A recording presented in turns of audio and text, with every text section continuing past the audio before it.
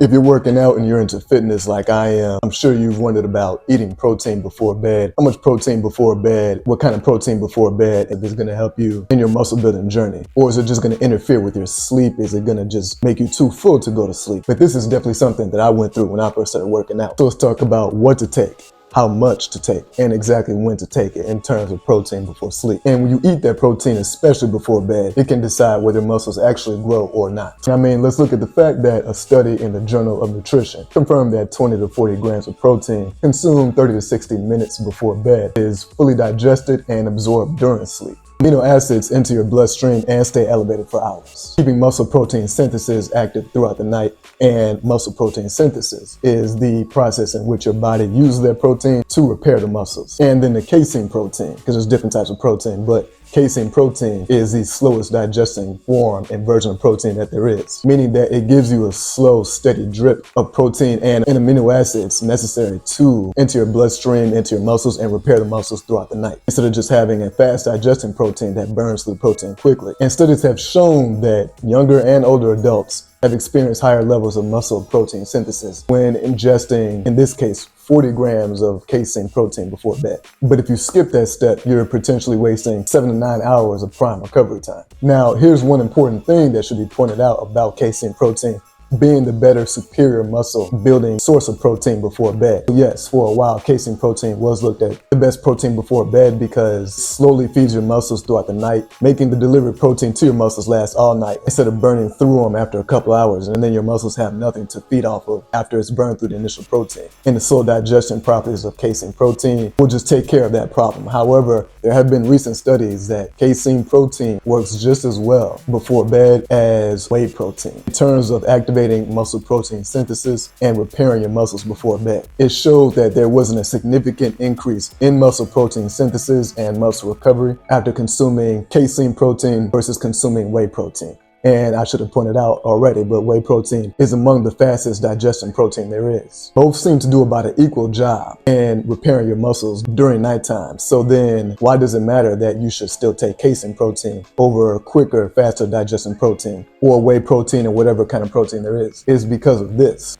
Even though casein protein and faster digestive protein did about an equal job activating muscle protein synthesis and building muscle while you sleep, casein protein help you sleep better, make you sleep longer, and increase your quality of sleep. Faster digestive proteins, whey protein or whatever, does not enhance your level of sleep and does not make it easier for you to sleep the same way slower digestive casein protein does. So both may do an equal job of repairing your muscles during nighttime, whether it's casein or fast digesting protein, but the casein protein and the foods that have casein protein in them make you sleep for longer than the quicker digesting protein. And so you're gonna want the protein that does make you sleep for longer because, as you all know, the more sleep you get, the better your body recovers. And if you have two sources of protein that do the same job of muscle building, but one of them makes you sleep longer, which is that casein protein, you're going to want to prioritize a protein that makes you sleep longer, even though they both might do an equal job of repairing muscle during sleep. But the protein that makes you sleep longer, that's one you want to go with. And what is casein protein found in? Milk, cottage cheese, yogurt.